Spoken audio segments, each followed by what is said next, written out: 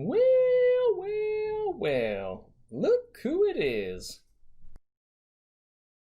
Hey guys, Mr. C here, and today for soccer, what you're going to need is a couple of cones. If you don't have that, you can use a couple of stuffed animals. You're also going to need a couple of soccer balls and maybe even a couple of pillows. So, get some water, get the materials that I listed above. I'm going to give you guys 2 minutes to get those, and then we'll get back to it.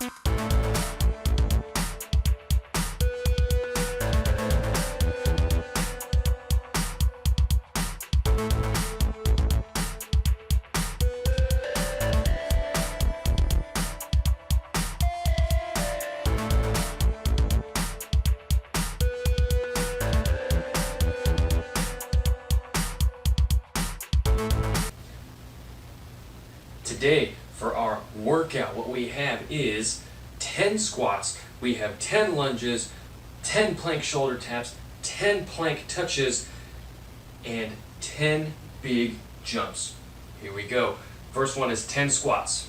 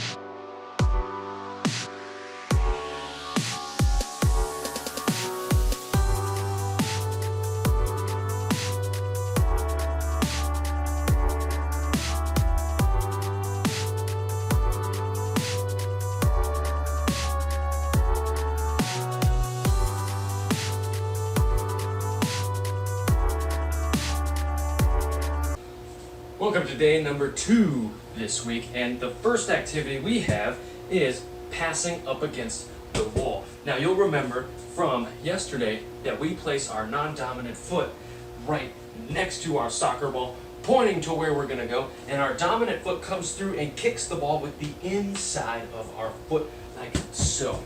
Now what I need you to do is I need you to pass to the wall and back as many times as you can in 60 seconds, okay? 60 seconds on the clock. This shouldn't be too much of a race, but I'm just giving you 1 minute to practice kicking up against the wall and back. 1 minute, go.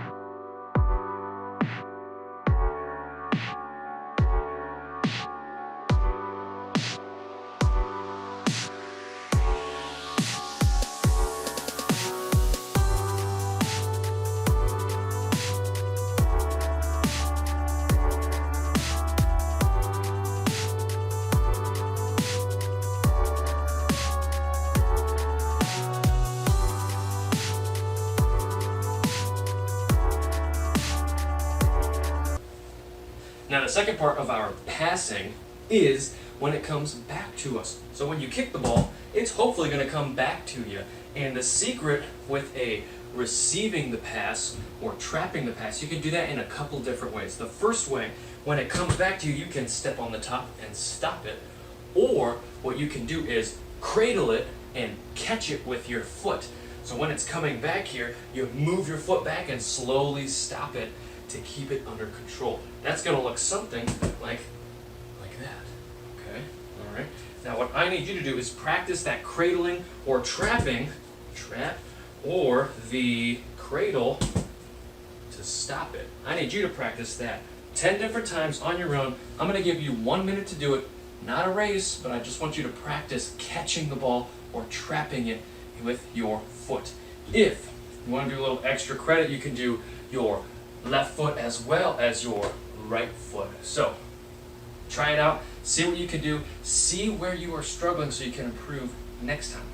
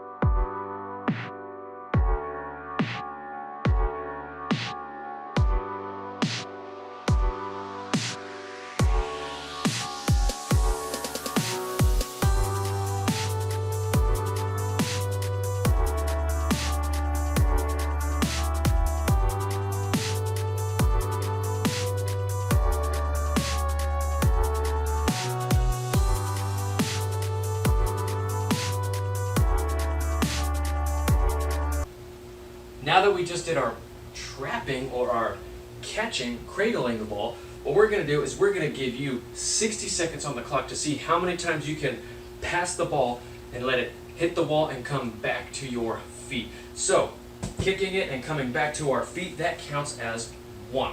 Now, if you kick it and you miss your ball, that does not count as a point at all. So I would still be at 1. I'm going to give you 60 seconds to see if you can be the master. All right, 60 seconds on the clock. On your marks. Get set. Go.